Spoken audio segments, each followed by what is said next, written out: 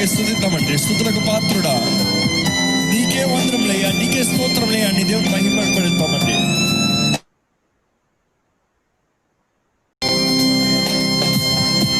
స్తుతులకు పాత్రుడా స్తుతి చెల్లించెదం, నీ నామమెంతో గొప్పది మేమారాధింతో. స్తుతులకు పాత్రుడా స్తుతి చెల్లించెదం, నీ నామమెంతో గొప్పది మేమారాధింతో.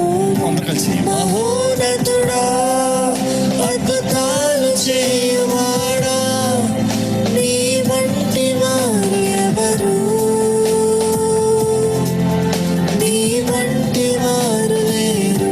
మహోన్నతుడా అద్భుతాలు చేయువాడా, నీ వంటి వారు ఎవరు, నీ వంటి వారు లేరు.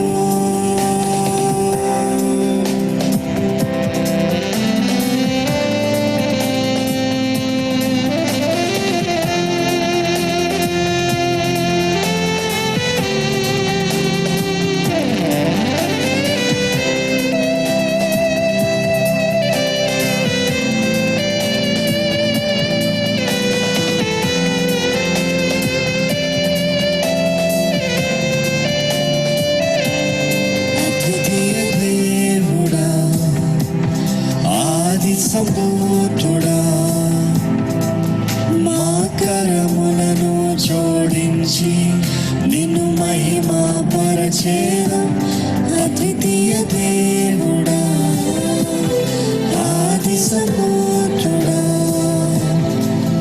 మా కరములను జోడించి నిన్ను మహిమా పరచేదం. మహోన్నతుడా అద్భుతాలు చేయువాడా, నీ వంటి వారు ఎవరు, నీ వంటి వారు లేరు. మహోన్నతుడా అద్భుతాలు చేయువాడా, నీ వంటి వారు ఎవరు, నీ వంటి వారు లేరు. మహోన్నతుడా నీవే మహోన్నతుడయ్యా, నీవే అద్భుతాలు చేసే దేవుడు అయ్యా, నీవు మాత్రమే ఆశ్చర్య కార్యాలు చేయగలిగిన దేవుడు అయ్యా. నీకు అసాధ్యమైనది ఏది లేదని నమ్ముచున్నాము దేవా. నీ బిడ్డల్ని ఆరాధించుడు కానీ ఎవరి ఎక్కడ ఆరాధించేవారైనా సరే నీ అద్భుతాలు జరిగించమని పెడుకుంటాము, నీ మహిమని కనబరచమని పెడుకుంటాము, నీ తేజస్సుని ప్రకాశింపజేయమని పెడుకుంటాము. నీ మహిమల కలిగిన కార్యములు వారి జీవితంలో జరగాలయ్యా. కుటుంబాలు కట్టబడాలి, బిడ్డలు రక్షణ పొందాలి, కుటుంబాలు ఏక మనసుతో క్రీస్తుని వెంబడించే వారి మమ్మల్ని చేయమని పెడుకుంటాము. పరిశుద్ధాత్మ దేవ నీ కార్యాన్ని జరిగించమని పెడుకుంటాము.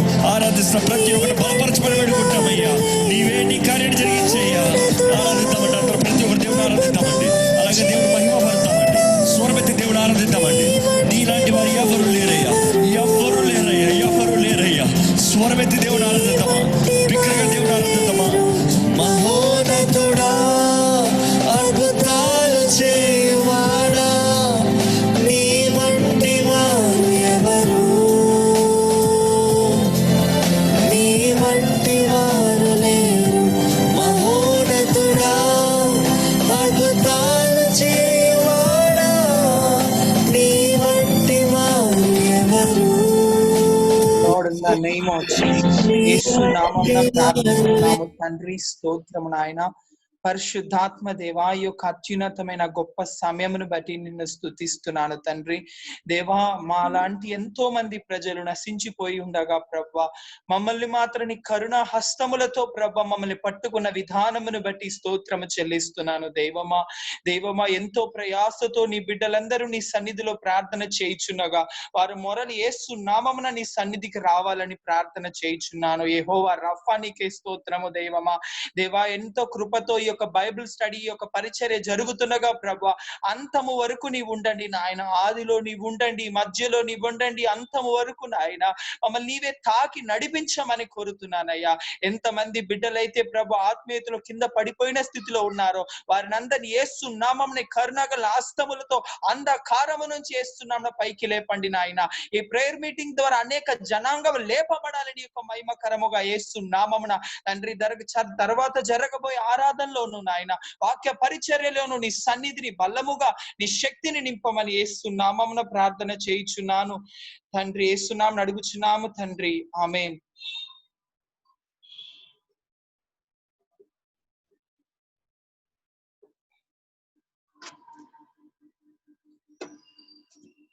Praise the Lord to everyone. ఇప్పుడు మనం ఒక 2 నిమిషాలు ప్రేయర్ చేసుకొని 1 సెకండ్ ఆగండి. ఇప్పుడు అందరూ మనము దేవుని యొక్క వాక్యం మనం విందాం. అందరికీ నా వాయిస్ వినబడుతుందని నమ్ముచున్నాను. 1 సెకండ్ ఆగండి.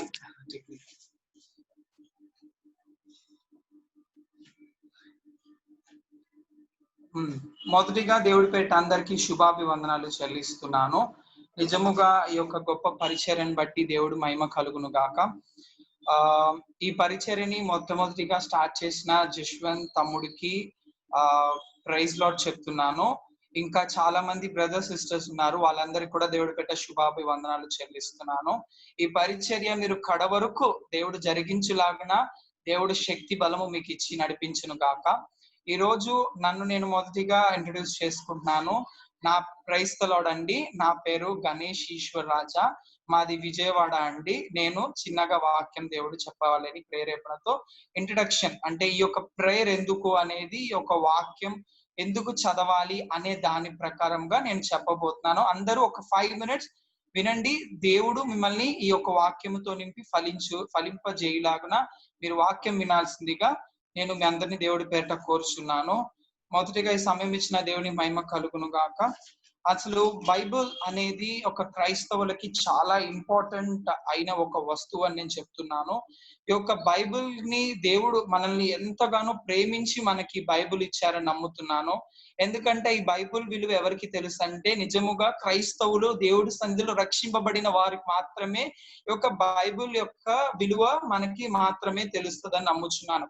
ఈ బైబుల్ అసలు ఎందుకు చదవాలి, ఎలా చదవాలి అనేది నేను ఒక ఇంట్రడక్షన్ గా ఒక 5 minutes మీకు చెప్పాలనుకున్నాను. మొట్టమొదటిగా ఈ దేశములో గాని ఈ లోకములో గాని ఏ గ్రంథమును పరిశుద్ధ గ్రంథము అని ఏ యొక్క గ్రంథము మన ఎక్కడ విశ్వంలో గాని ఎక్కడను పిలిపింపబడలేదు. మన యొక్క పరిశుద్ధ గ్రంథమైన యేసు యొక్క బైబుల్ అయిన మన వాక్యం మాత్రమే పిలువబడింది. దీనికి ఒక రిఫరెన్స్ మీకు చెప్పాలని ఆశపడుతున్నాను. యోహాను సువార్త, క్రొత్త నిబంధనలో యోహాను సువార్త తెరుద్దాము. అందరూ మీ చేతిలో మీ బైబిల్స్ ఉంటే బైబిల్ తెరవండి, ఎందుకంటే మనం బైబిల్ చదువుకుందాము. యోహాను సువార్తలో 1వ అధ్యాయము 1వ వచనములో ఒక వాక్యం రాయబడి ఉంది. ఆది యందు వాక్యముండును, వాక్యము దేవుని యొద్ద ఉండెను, వాక్యము దేవుడై ఉండెను. మన చేతిలో మనం అనుకుంటాము దేవుడు ఎక్కడో ఉన్నాడు, పరలోకంలో ఉన్నాడనో, లేకపోతే ఆ ఇంట్లో ఉన్నాడు, ఆ సంఘములో ఉన్నారు అనుకుంటున్నారేమో.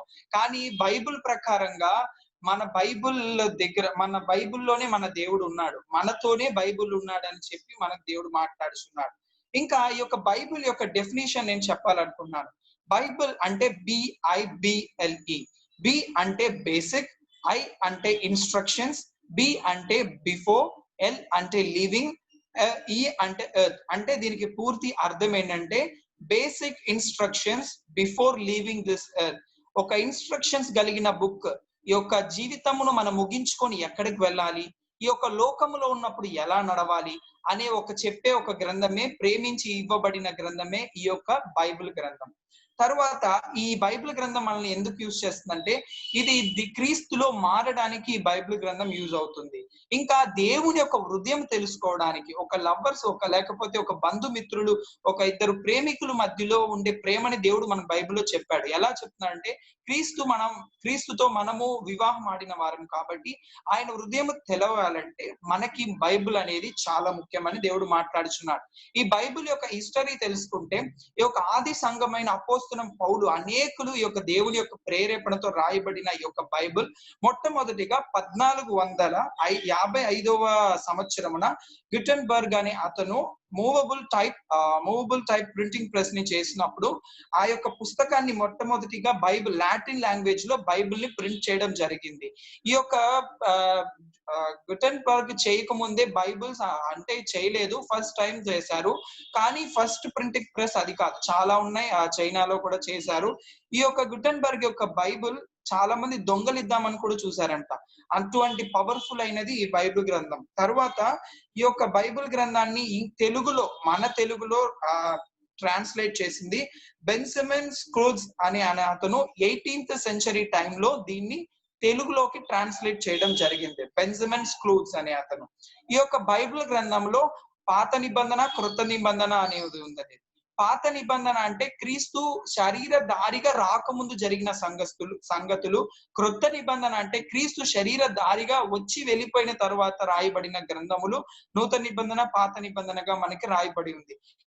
ఈ యొక్క పాత నిబంధనలో 66 పుస్తకాలు ఉన్నాయి. ఈ యొక్క క్రొత్త నిబంధనలో 66 పుస్తకాలు మొత్తం బైబిల్ గ్రంథం మొత్తం. ఈ బైబిల్ 66 పుస్తకాలతో నింపబడిన ఒక గ్రంథము, దాన్ని బైబిల్ అంటారు. దీంట్లో పాత నిబంధనలో 39 పుస్తకాలు ఉన్నాయి, క్రొత్త నిబంధనలో 27 పుస్తకాలు ఉన్నాయి. ఈ యొక్క గ్రంథాలు మనకి దేవుడు ఎందుకు ఇచ్చాడంటే దాంట్లో చదివి మనం తెలుసుకోవడానికి. ఈరోజు ఒక చిన్న బ్రీఫ్ లోపలికి నేను వెళ్ళబోతున్నాను. అసలు మనం ఎందుకు బైబిల్ చదవాలి అనేది మనకు దేవుడు మాట్లాడుచున్నారు. ఇదే ప్రశ్న మనము ఖచ్చితంగా మీరు వెళ్ళి ఒక దావీదు మహాభక్తుడిని అడిగితే మీకు చెప్తాడు.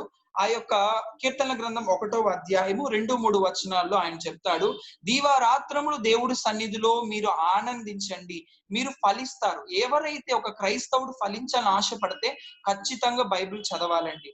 మనము ఇంకా చెప్పాలంటే Proverbs 1:7 కూడా మనకి బైబిల్ గ్రంథంలో రాయబడింది, ఎవరైతే ఉపదేశాన్ని తృణీకరిస్తారో వాళ్ళకి మూర్ఖులని రాయబడింది. మనం తెలివితేటలతో ఈ లోకంలో ఎగ్జామ్స్ ని, ఈ యొక్క లోకంలో మిత్రుల్ని సంపాదించుకుంటున్నాం. కానీ జ్ఞానముతో మాత్రమే దేవుని యొక్క ప్రేమని, దేవుని యొక్క ఆలోచనని మనం తెలుసుకుంటాం. ఆ జ్ఞానం ఈ బైబిల్ గ్రంథం ఇస్తుంది. కాబట్టి యంగ్ పీపుల్ మీరు ఖచ్చితంగా బైబిల్ అనేది ఖచ్చితంగా చదవాలి. మనం ఎందుకు ఆ బైబిల్ అనేది నీడ్ ఏంటంటే 2 తిమోతి 3:16-17 ఉంది. మిమ్మల్ని ఉపదేశించడానికి, మిమ్మల్ని పైకి లేపడానికి ఈ యొక్క వాక్యం మీకు సహాయం చేస్తుందంట. అలానే కొంతమంది అంటారు మీ పరిశుద్ధ గ్రంథం అంటారే, మీ బైబిల్లో ఎన్నో తప్పులు ఉన్నాయి. లోతు తన బిడ్డలతో పాపం చేసినట్టుంది, అక్కడ గుండు కొట్టించుకున్నట్టుంది, పౌలు మహాభక్తుడు ఒకళ్ళని చంపుకున్నట్టుంది. ఎందుకు అలా రాశారు అని మనం తెలుసుకున్నట్టయితే అపోస్తలుడైన పౌలు కొరింథీయులకు రాసిన మొదటి పత్రిక 10వ అధ్యాయము 6వ వచనంలో దానికి సమాధానం రాయబడింది. దాంట్లో అర్థం ఏంటి తెలుసా? వాళ్ళు చేసిన తప్పులు మనము చేయకుండా ఉండడానికి దేవుడు మొట్టమొదటిగా ఈ వాక్యాలని మనకి చెప్తున్నాడు. ఆ రోజుల్లో లోతు తన బిడ్డలతో పాపం చేశాడు. ఈ రోజు మనం చేయకుండా ఉండాలి, ఒక భార్యకి ఒక భర్త, ఒక భర్తకు ఒక భార్య అని తెలియడానికి ఈ వాక్యాలన్నీ దేవుడు మనకు చెప్తున్నాడు. ఒక వ్యక్తి ఒక పని అతనికి ఇస్తున్నాడు అంటే ఖచ్చితంగా అతనికి ఎబిలిటీ ఉంది కాబట్టి, అతను చేయగలడు కాబట్టి ఆ యజమానుడు ఆ యొక్క పనివాడికి ఇస్తాడు. మన యజమానుడు మనకి బైబిల్ ఎందుకు ఇచ్చాడంటే ఈ రోజున మనం చదువుతాము, మనం ఖచ్చితంగా దాని పక్షమున దాంట్లో నడుస్తామనే ఒక నమ్మకంతో దేవుడు ఇచ్చాడు. ఆ నమ్మకం దేవుడికి ఉంది, మరి నీకెందుకు లేదని దేవుడు మాట్లాడుచున్నాడు. ఖచ్చితంగా నువ్వు ఆ నమ్మకం కలిగి ఉండు, నువ్వు ఖచ్చితంగా బైబిల్ చదువుతావు. ఇంకొకటి